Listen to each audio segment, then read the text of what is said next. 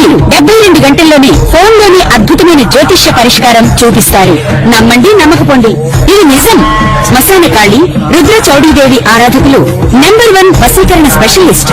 గురూజీ మనిషి పుట్టుక నుండి చనిపోయే వరకు వచ్చే అన్ని క్లిష్టమైన సమస్యలకు పరిష్కారం ఇక్కడ లభిస్తుంది. విద్య, ఉద్యోగం, వ్యవహారం, స్త్రీ ప్రేమ, పెళ్లి, సంతానం, స్త్రీ పురుష వశీకరణం, భూవశం, భార్యాభర్తల కలహాలు, కోర్టు సమస్యలు, విడాకుల సమస్యలు, చేతబడి, అప్పుల బాధ, ఇంకా మీకు ఎలాంటి సమస్యలు ఉన్నా 72 గంటల్లోనే శాశ్వత పరిష్కారం చేయబడును. జై శ్రీమన్నారాయణ.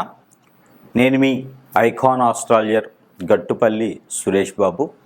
మనకి ఈ యొక్క కొన్ని విషయాలు మనము వింటుంటేనే, ఆలకిస్తుంటేనే, చూస్తుంటేనే అవి మనకి తెలియకుండా ఉండేటువంటివి, కొత్తగా ఉండడం, వింత ప్రవర్తనలు, ఇలా మనకి చాలామందిలో చూస్తుంటాం. అది మన ఇంట్లో కావచ్చు, పక్కింట్లో కావచ్చు, ఎదురింట్లో కావచ్చు, మనకు తెలిసిన వాళ్ళు కావచ్చు, ఫ్రెండ్స్ కావచ్చు, శ్రేయోభిలాషులు కావచ్చు, రిలేషన్స్ కావచ్చు. ఇక్కడ ఒక మనిషికి మనిషిలా ఉండడం, మనిషిలా ప్రవర్తించడం అన్నీ కూడా మనిషి ఎలా అయితే జీవిస్తారో, మనిషి జీవన ఆధారం ఎలా ఉంటుందో, జీవన శైలి ఎలా ఉంటుందో అలా కాకుండా సనాతన ధర్మానికి పాటిస్తూ ఉండకుండా భిన్నంగా ఇబ్బంది పడుకుంటూ, తనలో తానే ఇబ్బంది పడుతూ, మనము కొన్ని రకాల పేర్లు ఉంటాయి. పిచ్చివాడీడు, వీడికి మెంటల్ వచ్చింది, బ్రెయిన్ పనిచేయట్లేదు, ఇలాగా కొన్ని రకాల రోగాలు రావటం, నొప్పులు రావటం, ఇలా మనం చూస్తూ ఉంటాం. మనకు కూడా చాలా అనుభవాలు చూస్తూ ఉంటేనే వస్తూ ఉంటాయి. దానికి తెలిసిన వాళ్ళకైతే సూక్ష్మంగా చూడాలి, తెలియని వాళ్ళైతే లైట్ తీసుకొని ఏం కాదులే అనుకుంటారు. కొంతమంది ఏంటంటే గుళ్ళలోకి వెళ్ళడం, ఏదైనా పూజలు హోమాలు ఉండి చేయించుకోవటం, ఒక్కొక్కరు ఒక్కోలాగా చేస్తూ ఉంటారు అన్నమాట. దీనికి అంతటికీ కారణం, ఇదంతా ఎందుకు చెప్తున్నాను అంటే కనుక, దీని అంతటికి కారణం ఏంటంటే కనుక, మంచి ఎలా ఉంటుందో చెడు కూడా అలానే ఉంటుంది. ఆ చెడుకు సంబంధించినటువంటి విషయాలలో కొన్ని విషయాలు మనం గమనించినట్లయితే, చేతబడి, హిప్నాటిజం, బ్లాక్ మ్యాజిక్, కాలాజాదు, వశీకరణం, మందు పెట్టడం, ఇలాగా చాలా రకాల పేర్లు ఉంటాయి. యక్షిణి విద్యలు, బాగల్ముఖి, భానుమతి, ఇంకా చెప్పుకుంటూ పోతే స్పిరిట్ అంటారు. కొన్ని స్పిరిట్ ప్రేయర్స్ ఉంటాయి. ఇలాగా చెప్పుకుంటూ పోతూ ఉంటే చాలా రకాలు ఉంటాయి పేర్లు. కాలభైరవుని పూజిత వాళ్ళు అంటారు, ఇలాగా ఇంకా భైరవ పూజలు అంటారు, ఇలా చాలా ఉంటాయి అన్నమాట. అలాగా చెప్పుకుంటూ పోతే బొచ్చుడు ఉంటాయి. అయితే వీటన్నిటికీ కూడా మూలం ఏంటంటే, ఇలా చేయడానికి గల కారణాలు చాలా ఉండొచ్చు.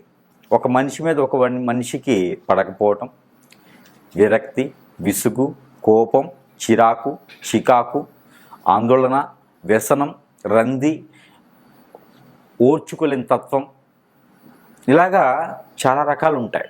ఆస్తి కోసం, ఒక మనిషి ఇష్టం ఉండి వశపరుచుకోవడానికి, ఇలాగా రకరకాలుగా ఉండేటువంటి విధానాలు, ఆశలు, కోరికలు మనిషిని ఎంత దూరమైనా తీసుకెళ్తాయి. పోనీ ఇలా చేసేవాళ్ళు ఉన్నారా అంటే ఖచ్చితంగా ఉన్నారని చెప్పవచ్చు. ఇలా చేయించబడిన వాళ్ళకి పరిహారం ఉంటుందా అంటే ఖచ్చితంగా ఉంటుందని కూడా చెప్పవచ్చు. అయితే దీనికి ముళ్ళుతోనే తీయాలి అనే ఒక నినాదం అయితే ఉంది కదా, అది దాని ప్రకారంగా మాత్రమే చేయాలి.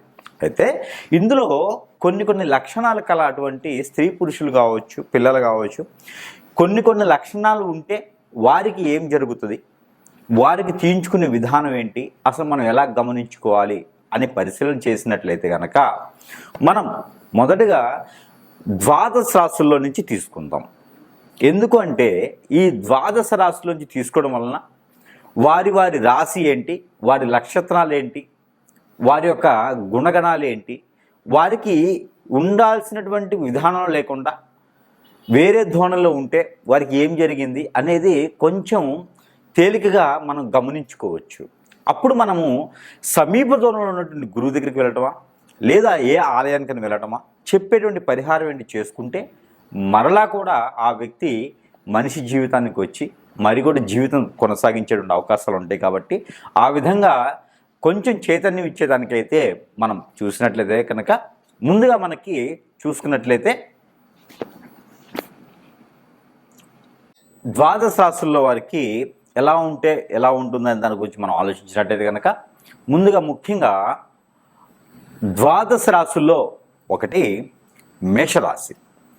అయితే ముఖ్యంగా ఈ మేషరాశి వారికి మనం ముందుగా అనుకున్నటువంటిగా హిప్నాటిజం కావచ్చు, బ్లాక్ మ్యాజిక్ కావచ్చు, వశీకరణ కావచ్చు, కాలభైరవుని కావచ్చు, అలానే ఇంకా కూడా కాలాజాదు కావచ్చు, చేతబడి కావచ్చు, మందు పెట్టడం కావచ్చు, ఇలాంటి చాలా రకాలుగా ఉన్నాయి. కాబట్టి ఇందులో ఏదైనా సరే ఈ మేషరాశి వారికి జరిగిందా, దాని సిమ్టమ్ ఎలా ఉంటుంది, ఎందుకు జరిగి ఉంటుంది అనేది ఒకసారి మనం పరిశీలన చేసుకున్నట్టయితే కనుక మేషరాశి వారు స్వతహాగా ఏంటంటే వారు ప్రేమించేటువంటి తత్వం, గుణం ఎక్కువ ఉండేవారు.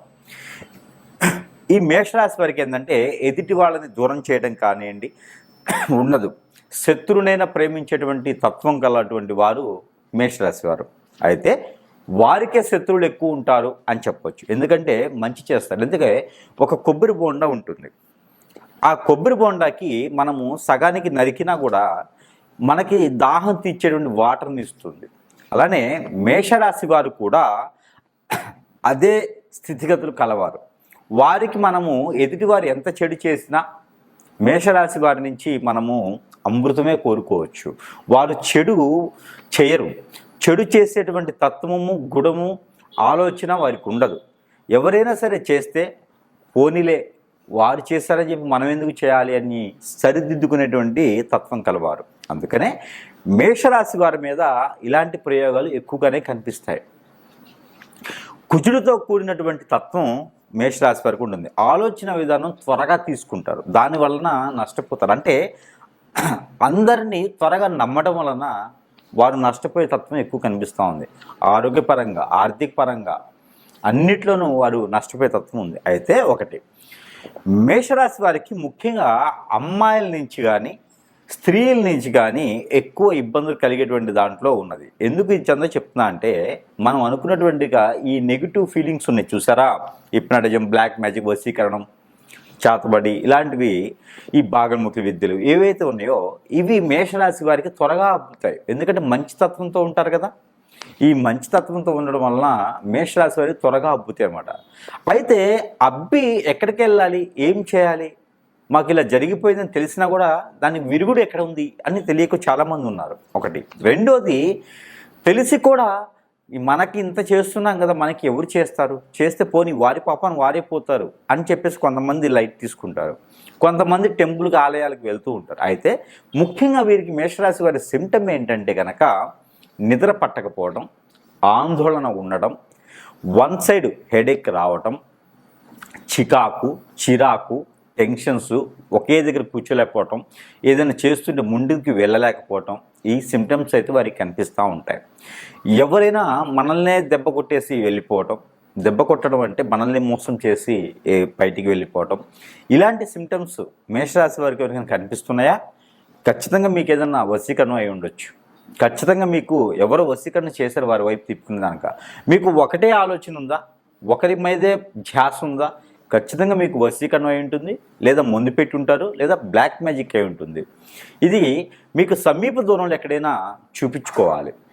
లేదు అంటే కనుక మరొక విషయం ఏంటంటే ఎక్కడైనా మీకు దత్తాత్రేయ స్వామి వారి ఆలయం ఉంటే, లేదు అంటే కనుక ఏదైనా వినాయక స్వామి వారి ఆలయం, కనకదుర్గమ్మ వారి ఆలయం, లలితామ్మ వారి ఆలయం, కాళికామ్మ వారి ఆలయం, కాలభైరవుని ఆలయం, ఇలాంటివి ఏమైనా ఉంటే అక్కడ వారు ప్రాంతీయ ఆచార ప్రకారంగా చేసేటువంటి పూజలు కావచ్చు, హోమాలు కావచ్చు, జపం కావచ్చు, అక్కడ విధానం ప్రకారంగా ప్రదక్షిణ కావచ్చు, ఇలాంటివి ఏమైనా చేయగలిగితే కొంతమేర తగ్గుతుంది. అది కూడా చాలా సమయం అయితే పడుతుంది. మరొకటి ఏంటంటే కనుక సమీప దూరంలో ఎవరైనా సరే గురువులు ఉంటే వారి వద్దకి వెళ్ళేసి వారు సరైన గురువా కాదా అక్కడ మీరు గమనించుకొని అక్కడ కనుక మీరు ఏదన్నా వారి దగ్గర మీరు వైద్యం చేయించుకున్నట్లయితే కొంతమేర మళ్ళీ కూడా మీకు అలాంటి అనేజీ అంతా వెళ్ళిపోయేసి మీరు మళ్ళీ ఇబ్బంది లేకుండా ఉంటారు. మరొకటి నా విధంగా ఏంటంటే కనుక మీరు ఏదైనా ఉంటే నాలాంటి వారికి కావచ్చు, నాకైనా కావచ్చు, అలాంటి సిమ్టమ్స్ ఏమైనా ఉంటే ఫోన్ చేయొచ్చు. మరొకటి ఏంటంటే మీకు స్వతహాగా చేసుకునేందుకు కొన్ని రెమెడీస్ అయితే మీకు చెప్తాను. ఆ రెమెడీస్ కూడా మీరు ఫాలో అయితే కనుక ఖచ్చితంగా మీరు సుసంపన్నంగా మళ్ళీ జీవితం కొనసాగించవచ్చు. అవి ఏంటంటే నల్ల నువ్వులు, తెల్ల ఆవాలు 50 గ్రాములు తీసుకొని, అలానే కరక్కాయలు ఒక 2 తీసుకొని, మెంతులు అని దొరుకుతాయి, ఈ మెంతులు కూడా ఒక 50 గ్రాములు తీసుకొని, ఇవన్నీ కూడా మీరు ప్రతిరోజు కూడా మరొకటి గ్రీన్ కలర్ నిమ్మకాయ, ఒక ఎగ్గు, ఇవన్నీ కూడా ఒక కవర్లో పోసేసుకొని ప్రతినిత్యము 21 రోజు చేయాలి. ప్రతినిత్యము సాయం సంధి వేళ తల దగ్గర నుంచి కాలి వరకు 7 సార్లు దిష్టి తీయాలి, దిగదార్చాలి. అలానే తల చుట్టూతో క్లాక్ వైజ్గా కంటి మీదుగా తీయాలి, ఇలా కంటి మీదుగా తీయాలి. ఇలాగా 7 టైమ్స్ తీసేసుకొని ఆ తీసేసినటువంటిది ఎక్కడైనా కాల్చివేయాలి. ఏ రోజుకి ఆ రోజే పొదలుగా ఉన్న చెట్లలోకి వెళ్ళేసి కాల్చివేయాలి. రెండోది, లేదా ఇవన్నీ కూడా తీసుకెళ్ళి పారేడు నీటిలో వేయాలి. ఇలా చేయడం ద్వారా 21 రోజు చేయాలి. ఇలా చేయడం ద్వారా మీకున్న అనేజీ కావచ్చు, ఏదో జరిగిపోయిందనే ఆందోళన కావచ్చు, ఆర్థిక ఇబ్బందులు కావచ్చు, ఇవన్నీ కూడా దాని ద్వారానే అవుతాయి. అలా మీకు కొంతమేర తగ్గుముఖం పట్టేదానికి అవకాశం ఉంది. పూర్తిగా తొలగాలి అనుకుంటే మీకు జరిగినటువంటిది ఎంత జరిగిందో చూసుకోవాలి.